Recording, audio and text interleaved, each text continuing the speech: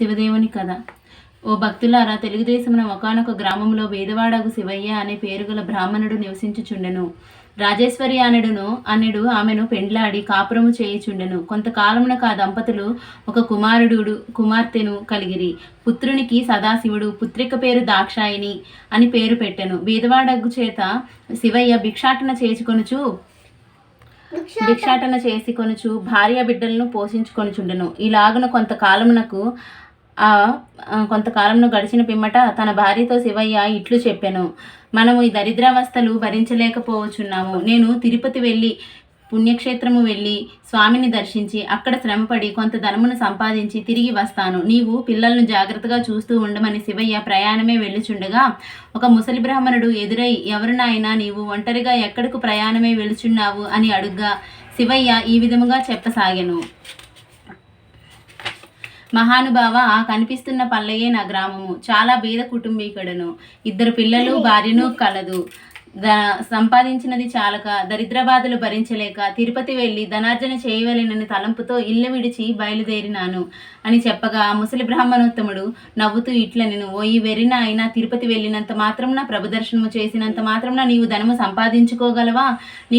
నీకు సకల ఐశ్వర్యములను ఇచ్చు వ్రతకథ ఒకటి చెప్పేదను, శ్రద్ధగా ఆలకింపుము అని చెప్పగా అంత నా శివయ్య, పుణ్యపురుష, అది ఏ దేవుని కథయో ఈ చెట్టు నీడన కూర్చొని వివరింపుము స్వామి అని వేడుకొనెను. అంత నా బ్రాహ్మణోత్తముడు శివదేవుని కథ చెప్పుట ప్రారంభించెను. వంగదేశమును పరిపాలించుచున్న సూరసేన మహారాజునకు గుణవంతురాలైన ఒక పుత్రిక కలదు. ఆ బాలమని పేరే సీమంతిని చిన్ననాటి నుండి శివదేవుని యందు అపారమైన భక్తి కలదే పూజలు చేయుచుండగా ఈ విషయము యజ్ఞవల్క్య మహాముని భార్యయగు మైత్రేయి తెలుసుకొని తానే స్వయముగా సీమంతినికి సోమవార వ్రత మహత్యమును వివరించి చెప్పుటకు సూరసేన మహారాజు పట్టణమునకు బయలుదేరి వ్రత విధానము సీమంతినికి తెలియజేసి వెడలిపోయెను. ఆనాటి నుండి రాజకుమార్తె సోమవార వ్రతములు భక్తి శ్రద్ధలతో చేయుచు సదా శివదేవుణ్ణి పూజించుచు సదా కథ చదువుతూ దినదిన ప్రవర్ధంలో అగుచుండెను. అట్లుండగా అంగదేశమునకు ఇంద్రసేనుడనే మహారాజు రాజ్యపాలన చేయుచుండెను.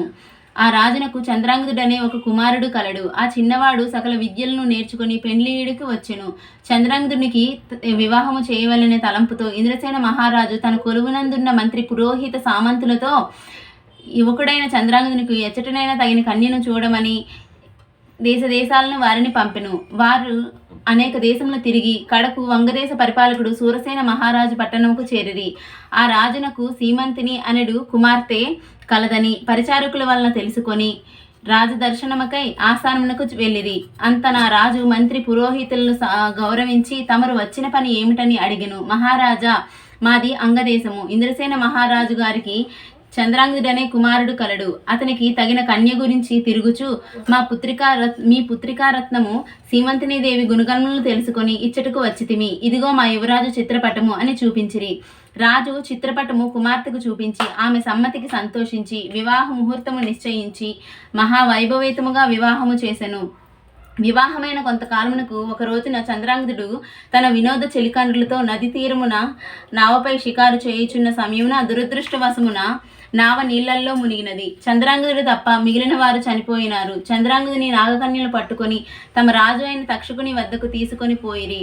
తక్షకుడు చంద్రాంగదుని చూచి, ఎవరు ఇక్కడకు ఎందుకు తీసుకుని వచ్చిరి అని అడుగ్గా, మాకు తెలియదు. నీటి ప్రవాహములో కొట్టుకొని పోవచుండగా మాకు చిక్కుట వలన తమ యొద్దకు తీసుకుని వచ్చితిమి అని నాగకన్యలు పలికిరి. అంత నా తక్షకుడు దివ్య దృష్టి వలన చంద్రాంగదుని వృత్తాంతము తెలుసుకుని, ఇతడు సామాన్యుడు కాడు. ఇతని ధర్మపత్ని సీమంతిని దేవి. ఆమె శివుని ఆరాధించుచు సోమవార వ్రత ప్రభావములు కలిగిన మహాపతివ్రత. అందువలనే ఇతడు నీళ్లలో పడిపోయిను ప్రాణములు విడువక మీకు చిక్కుట వలన అతనికి ఏ విధమైన ప్రాణాపాయము కలుగలేదు అని నాగకన్యలకు చెప్పెను. ఈ సంభాషణ అంతయు వినుచున్న చంద్రాంగదుడు భయపడుచు దిక్కులు చూస్తున్నాడు. అంత నా తక్షకుడు చంద్రాంగదుని వీపు తట్టి ధైర్యము కలుగజేసి తన వద్దనున్న విలువైన మనులను ఇచ్చి ఆ మనుల యొక్క ప్రభావము కూడా తెలియచేసి భూలోకానికి సాగనంపినాడు. అక్కడ సీమంతిని తన భర్త జాడ తెలియనందున నావ ప్రమాదంలో చెలికండ్రులతో పాటు తన భర్త కూడా మరణించి ఉండునని తలపోసి పరిపరి విధాలుగా విచారిస్తూ, ఓ శివదేవ, తల్లి పార్వతి, నేను విడువక ఆచరిస్తున్న సోమవార వ్రతం యొక్క ఫలితము ఇదేనా? అని దుఃఖిస్తూ కనులు మూసుకనగా జగజ్జనని లోకమాత అయిన పార్వతీదేవి స్వప్నములో కనిపించి, అమ్మా, నీ భర్తకు ఏమీ భయం లేదు, విచారింపకము, సజీవుడై ఉన్నాడు, త్వరలో నీ చెంతకు వచ్చును అని చెప్పి అంతర్ధానమయ్యను. అంతలో ఆమె మేల్కొంచి స్వప్నములో దేవి చెప్పిన వాక్యములు వృధా కాదని మనస్సులో ధైర్యము తెచ్చుకొని యథాప్రకారముగా సోమవార వ్రతము చేస్తూ ఉండగా దివ్య ప్రభావములు గల మనులతో చంద్రాంగుడు తన దేశమునకు తిరిగి వచ్చెను. ఇంద్రసేన మహారాజు కుమారుని రాకకు సంతోషించి జరిగినదంతయు తెలుసుకుని ఈ శుభవార్తను సూరసేన మహారాజునకు తన కుమారుడు సజీవుడై ఉన్నాడని మహిమలు గల మనులతో తిరిగి వచ్చినని కబురంపి శుభముహూర్తమును సీమంతిని దేవికి చంద్రాంగునకు వైభవేతముగా పట్టాభిషేకము చేసెను. సీమంతినీదేవి చంద్రాంగుడు తమ దేశ ప్రజలలో సోమవార వ్రత ప్రభావం గురించి, శివదేవుని మహిమలను గురించి బోధిస్తూ ధర్మ మార్గమును రాజ్యపాలన చేయుచుండిరి. సీమంతినీదేవి తన సోమవార వ్రత మహిమల వల్లనే 5వ తనమును కాపాడుకోగలిగినది ప్రజలంతా భావించిరి. తాము కూడా సోమవార వ్రతము చేసి సకల సంపదలతో సుఖముగా ఉండురని ముసలి బ్రాహ్మణుడు శివయ్యతో చెప్పెను. నీవు కూడా సోమవార వ్రతము చేసిన ఎడల నీకు సకల ఐశ్వర్యములు కలుగునని చెప్పగా అంత నా శివయ్య అమితానందము చెంది, మహాపురుష, ఆ వ్రతము ఎట్లు చేయవలనో చెప్పవలసిందిగా కోరెను. అందుకు ఆ బ్రాహ్మణుడు ఈ విధముగా చెప్పసాగెను. సోమవారం రోజున ఉదయమునే లేచి స్నానం ఆచరించి గృహమును శుద్ధి చేసి రంగురంగు ముగ్గులు పెట్టి ఇంటికి ఈశాన్య భాగమున పీట మీద శివదేవుని ప్రతిమను ఉంచి ఆవు నేతితో గాని కొబ్బరి నూనెతో గాని దీపమును వెలిగించి కొబ్బరికాయ కొట్టి ధూపము వేసి మారేడు దళములతో అభిషేకము చేసి 3 రకముల పువ్వులు పెట్టి భక్తితో పూజించి కొబ్బరి ముక్కలు తరిగి పంచదార లేక బెల్లము కలిపి నైవేద్యము పెట్టి శివదేవుని వ్రతకథ చదివించి ఆ ప్రసాదము అందరికీ పంచిపెట్టి తాము కూడా కండ్లకద్దుకొని సేవించాలి. ఈలాగున 3 సోమవారములు భక్తి శ్రద్ధలతో పూజించిన ఎడల శ్రీ సంపదలు కలిగి మనస్సులోని కోరికలు ఫలించునని చెప్పి ముసలి బ్రాహ్మణుడు అదృశ్యమయ్యను.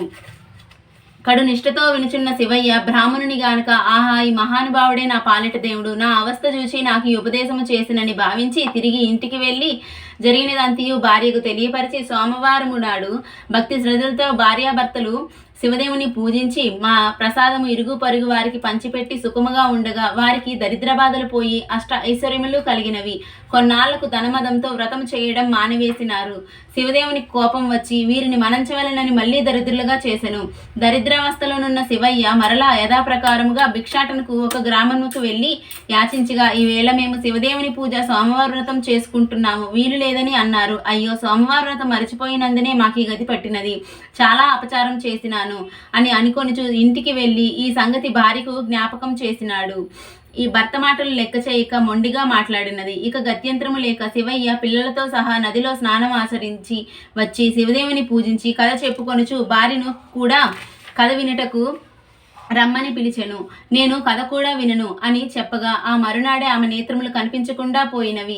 భర్తయగు శివయ్య, ఓసి పిచ్చిదాన, శివదేవుని పూజ మరచినావు, కథ కూడా విననన్నావు, నేను బీదవాడినైతిని, నీవు అందురాలువైతివి గనుక చేసిన తప్పులు క్షమించమని లెంపలు వేసుకో అని గట్టిగా మందలించినాడు. భార్య అలాగును చేసి స్నానం ఆచరించి సోమవార వ్రతములు ఆచరించి ప్రసాదము కండ్లకు అద్దుకొని సేవించెను. వెంటనే నేత్రములు కనిపించెను, పోయిన ఐశ్వర్యము కూడా కలిగినది. ఆనాటి నుండి ప్రతి సోమవారం నాడు ఆ దంపతులతో పాటు ఆ గ్రామస్తులు కూడా శివదేవుని మారేడు దళములతో పూజిస్తూ సకల ఐశ్వర్యములతో తొలుతూగుతున్నారు. కాబట్టి ఈ సోమవార వ్రతం శివదేవుని పూజ ఎవరు చేస్తారో వారికి ఇహ ముందు సర్వ సుఖములు పరమందు మోక్షములను పొందగలరు. ఈ కథ వినువారికి, చదివిన వారికి కూడా సదాశివుడు సకల ఐశ్వర్యములు ప్రసాదించునని శోక పౌరాణికుడు సౌనకాది మహామునులకు బోధించెను. శివదేవుని కథ సమాప్తము.